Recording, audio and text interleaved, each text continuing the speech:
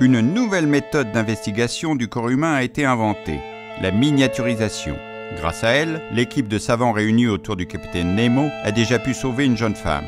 Ils entament aujourd'hui une nouvelle plongée. Que vont-ils bien pouvoir découvrir ? L'obésité et le surpoids sont un excès de graisse dont les conséquences sur la santé peuvent être graves. Diabète, troubles cardiaques, respiratoires ou articulaires, cancer... Les causes de l'obésité sont principalement un excès alimentaire par rapport à l'activité physique. Mais certaines personnes prennent plus de poids que d'autres. En effet, une prédisposition génétique et de nombreux facteurs biologiques peuvent également intervenir. Les chercheurs s'intéressent par exemple au comportement des cellules graisseuses, car l'obésité est une maladie du tissu adipeux. Adipeux ? Oui, ou tissu gras si vous préférez. Il est constitué entre autres de cellules qui stockent l'énergie sous la peau et dans l'abdomen, des adipocytes. Ce tissu peut sécréter des substances susceptibles de produire toutes sortes de complications et qui freinent la perte de poids. L'obésité entraîne l'obésité. Vous ne croyez pas si bien dire. Des hormones sécrétées dans l'intestin et la composition même de la flore intestinale pourraient aussi avoir un rôle.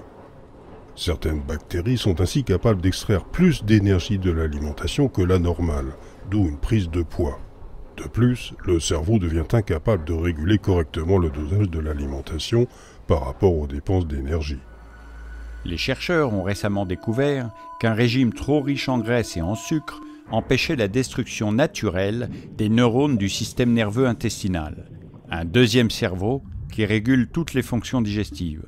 Trop nombreux, ces neurones accéléreraient le cycle alimentaire et contribueraient à l'obésité en diminuant les signaux de satiété, conduisant à manger plus que nécessaire. L'obésité a aussi des conséquences psychologiques non négligeables. Le rejet de son propre corps et les discriminations par l'entourage peuvent entraîner une dépression qui à son tour favorise des comportements alimentaires générateurs d'obésité. Et la boucle est bouclée. Tous ces éléments sont déterminés dès le plus jeune âge, et même avant la naissance, d'où l'intérêt d'un suivi médical et psychologique précoce. L'obésité peut être en grande partie évitée par une alimentation saine et régulière, et une activité physique suffisante.